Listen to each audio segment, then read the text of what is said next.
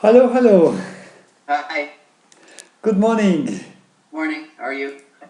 Thank you. It's a nice day today. 1 week for until our wedding, so we make some good preparations. Oh, Last time really? Oh, that's nice. preparations. Nice to Nice. look you again. How are you? It's long time we met last time, I think. Yeah, I'm doing pretty well. I'm getting about a year away from finishing school, and things are going pretty well. I have a job as a carpenter assistant. Ah, great. Okay, Yeah. okay, wonderful. And how was your chess? Did you study something, or how was your summer and spring? I've done a little bit. I've done some chess, but I'm not doing that great right now. On live chess, and I'm in the higher level of a tournament. And I just, the people I'm playing are like 2,000 and 1,800, and they're way better than I am. So I won actually one game against a 1783 person, but that's about it. So, That's good. Congratulations. I think it's a good way to improve if you play with stronger opponents and you take your time with your moves. That's very important, I think, to right, yeah. you to give yourself a lot of time. That can compensate the difference of the rating. Okay. So, do you have any plans for today? You want to Um, have any I would questions like, or yeah, sorry, I would like to talk about French openings, or actually the opening where after white moves the king pawn to out two, then the response is to move the king pawn out one instead of two to respond. Um, Hold on, I'll set up a live. You want to set up a live board? Yes, let me invite you to the board. I already made a board for us. I think we looked at those before, but I kind of forgot them. For some reason, everybody seems to be opening up that way on my live games. Yeah. Uh, are you on the live chess? Yeah, I am now. Yeah.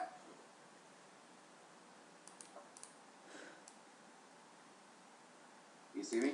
Yes, okay, I sent you an invitation.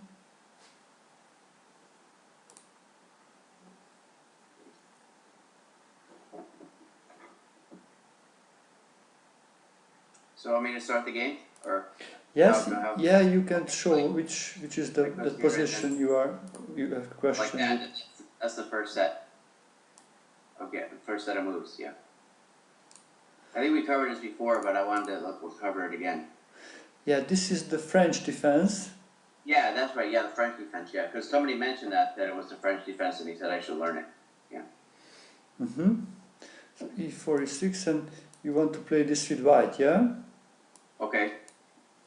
So d4, d5. And here I would like to suggest you to play knight to c3. Okay. This is the classical, the main setup of the French defense. Do you have any experience about this? No, I don't think I know too much about this one. Okay, so knight c3. Then let me show you just the main ideas first today, and maybe we can go a little deeper. And also I will send you, I think, a couple of games. Okay. So here black has three main options. Yeah, he tries to actually also with d5 already. He attacks our center, so he prepared with the first e6 move to play d5. So he's ready to capture back if he wants, and he's Okay. fighting for the center. We also with knight c3 we defended that again, and the fights goes on. So here black has the options to attack this with the knight with knight f6. Okay. One option. Option two is to attack the knight, pin our knight, and then it's against threatening to take on e4. Right. And also possible to immediately release the tension of the center, just capturing on e4. Okay. So those are the main options. And let us look maybe first the knight f6. Okay, if he attacks this pawn. Now the fight goes on, we play bishop g5, so now we pin the knight, this way we defend the e4 pawn. If he Okay. captures the pawn, we can recapture. If he now unpins, Now again he is threatening to capture on e4. This time we play e5 to solve the problem of the e4 pawn attacking the knight. Normally he goes back to d7, and here we exchange the bishops. That was our relatively bad bishop if we look the pawn structure, because our pawns are fixed on the dark squares, his pawn is fixed on the light squares, so he left with a relatively bad bishop, Right. and we have a relatively good bishop. So we tried to use this also in later phase of the game in several options. Please think a little bit. I will find a game which I wanted to show you, to think a little bit about what plans you think about for white, or how would you develop. Okay, just Well, since the white bishop is blocked on the left-hand side of the board, then it might be good to try to attack on the right-hand side, where he'll probably be castling. the right side, so it means the king side, yeah? King side, yeah, right, yeah, sorry, yeah. Yeah, and and how would you do that? How would you develop your pieces, maybe the pawns? What would be your idea? Well, you mentioned taking the bishop out to d3, and then that must one, or I could bring out the knight to f3. That might keep the queen from proceeding to well, out. I could also bring back the c file knight to e2, and then that would be more, that would help it attack the right hand side, because and also I would want to castle my king on the king side also. Yeah. Yeah. I see. Okay, so those are possible ideas.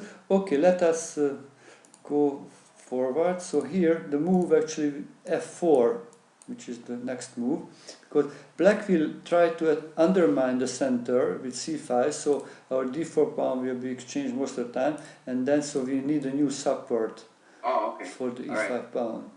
f4, c5, knight f3 will develop and defend the d4, knight c6, queen d2, continue the development, castles, capture. Yeah, sooner or later we capture to solve the situation in the center, and if maybe captures with the knight, then we castle long. Okay. And our plan is to play bishop d3 and advance the h pawn and the g pawn. Oh, okay, so you can do a pawn storm. Okay, because that's why you castle on the other side, because you can do a pawn storm then? Yes, we can do a pawn storm. Yeah, we would like to make a pawn storm.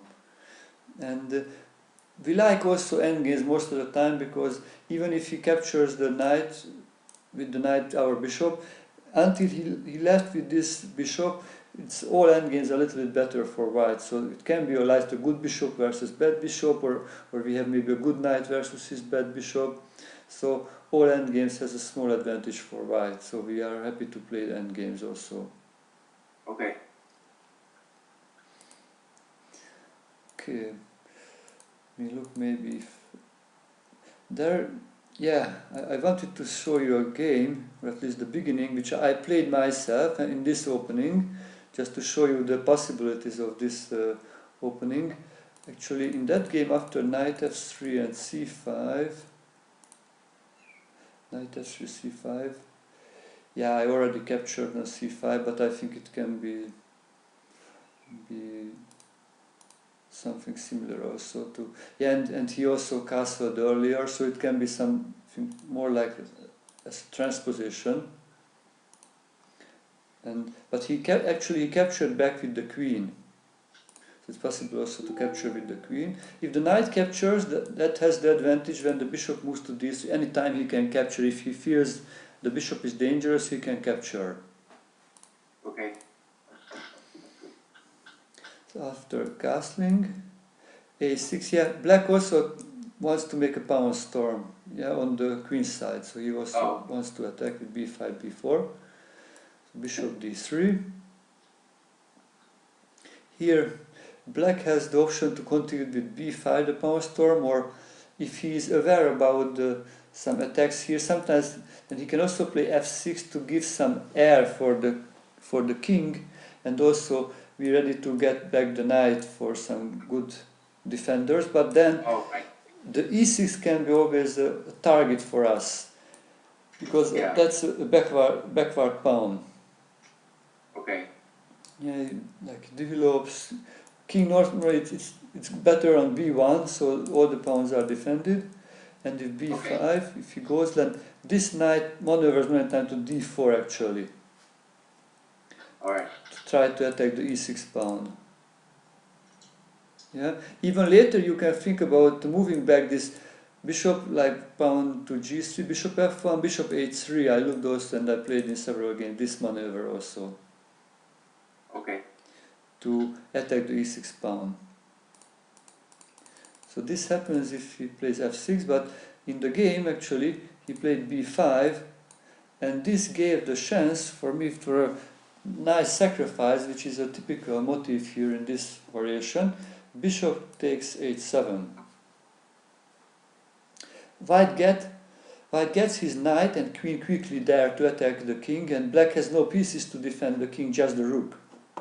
So look, should captures, check, king g8, queen d3, threatening checkmate on h7. Now if g6, then queen h3. Right. Yeah. And again threatening the checkmate. You know, the rook, it's not a solution if you give space for the rook, because it's still a checkmate on f7. Right. Yeah. So it would be a, after g, he should probably run away with the rook quickly, like this, but then also still comes the queen, check, king e7, then captures here now on f7 is another threat.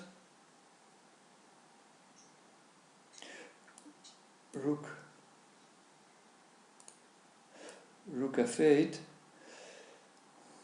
and as you look, white has a very strong attack here. Yeah.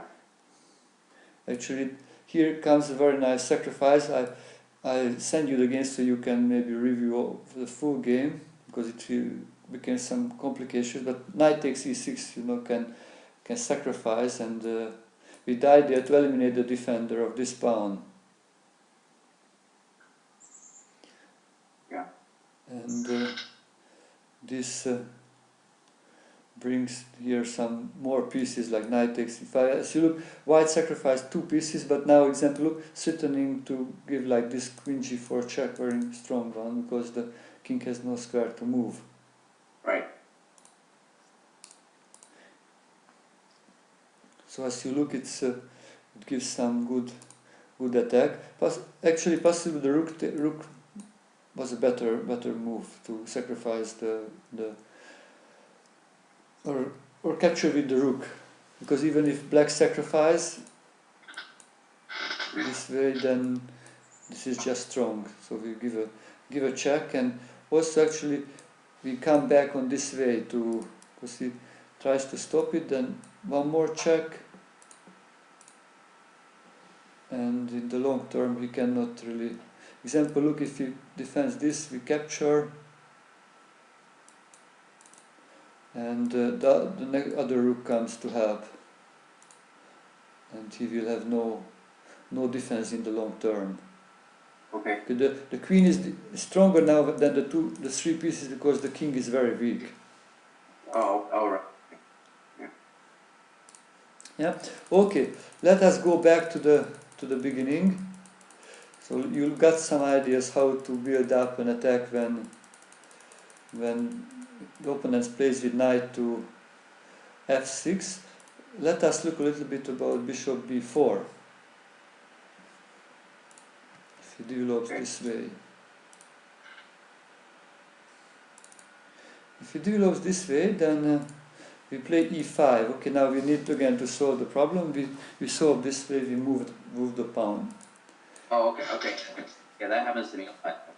Yeah, he tries to undermine the structure with c5, again the center. And here we make some smart ideas. So, because we play a little bit the sideline, the main move is a3, and that's forced black to capture, and then we have a double pawn, but we have the pair of bishops. So that's the main move, but then the pawn structure is a little bit strange. So I decided to play another line which is preventing the double pawns with bishop d2. It looks like the d4 is undefended, but actually black cannot defend. He can capture, but after knight b5, this is a typical move. Later we will win this back, because also our queen will attack, and also the other knight can attack. So in the long term, black cannot defend that. Oh, okay. And this situation can come something like this. Now, attacks the pawn. Always we try to defend this with the pawn first, and then capture is like, he can try to defend like maybe this, then we come one more knight. Right, okay. Yeah, and even the d6 square is many times weak, so we can think about attacking the knight. We can castle, our king is safe, and then we can capture back, or even think about to maybe make an attack on the king's side. Okay. Go back. So this is if he captures, but normally they play here knight to e7 to develop, or knight f6 to develop the knights. If knight e7, then our key move is knight b5. Like, remember, it was also when he captured on d4, but we do also without waiting his move, because what we want, again, we want to exchange his good bishop. You remember, it's in the other line also, we exchanged the good bishops. So his good bishop is one on e7, and we exchange for our bad bishop. So we want, again, that strategy. Okay, we would like to exchange those bishops, have the pawns on the dark squares, and we have the good light square bishop, and we try to attack on the light squares, or maybe we make a pawn storm. Like example, if he captures here, capture back, castling. Again, we play f4, it's very important move. Okay, f4 before any other activities, just to be sure our center is safe. Okay. If he captures, we can capture back. And then we can castle queen b6, develop the other knight. Okay, and again, thinking about maybe bishop d3 and making an attack on the king. You remember also this sacrifice. Yeah, right, yeah. It looks sometimes. Okay, so let me look if I can show you. So I have a database which I will send you as 23 games about this bishop b4 and also the knight f6 ideas. And I was thinking to maybe send you one more thing. I would like to show you what happens if he captures actually on e4, how to deal with that one. So in the beginning he can also capture on e4, we capture back with the knight, and he plays knight d7 to prepare knight f6 and be ready to capture back with the knight. And here, possible to play two ways. I would suggest you again a little bit unusual way, with developing this bishop to actually to g2. It's I think also a logical way to cover the center squares, because it's opened up the center, so it has a very good scope, that bishop.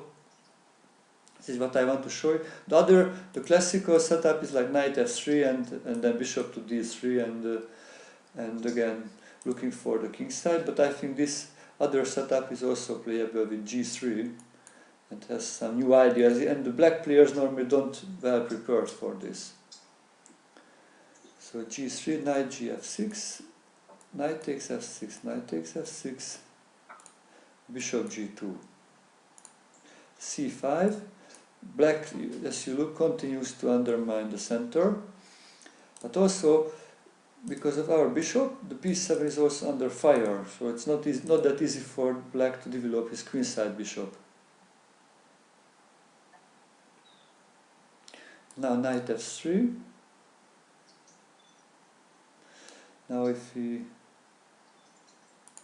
plays queen b6, and sometimes they like to increase the pressure, and also maybe on b2, then we castle. You know, natural moves with how to develop bishop e7. And now, actually, we will look sometimes we have the idea to also get the e5 square for our knight. That's normally a very strong square for our knight. So we capture this first, so it will be not needed to defend, and then knight e5 comes. Castle. Rook d8 is a plan. Queen, the e2 square is good for the queen. Okay.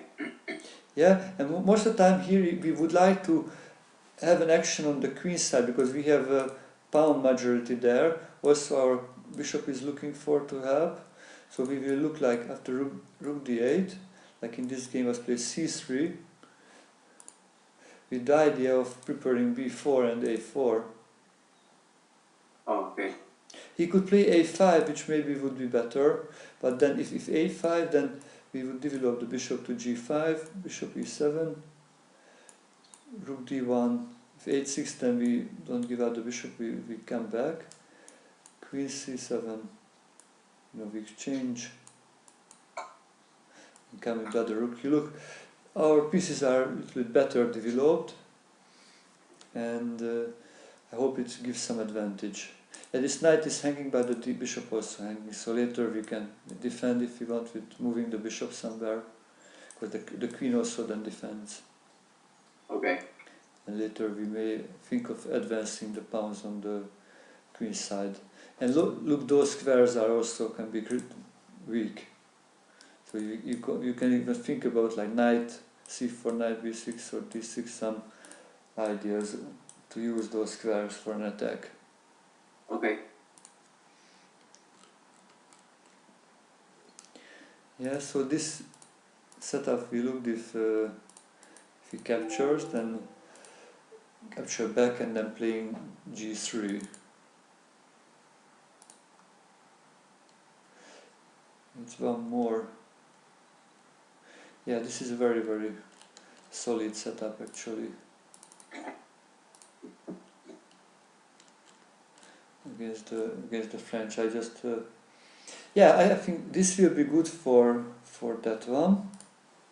Yeah. I will send you some more games. You have any questions about any of the lines? I don't have any questions. I think I learned a lot. Yeah. So one more idea which I show you, because some players on the lower level they play this move, c5, and how to deal with this. What do you think?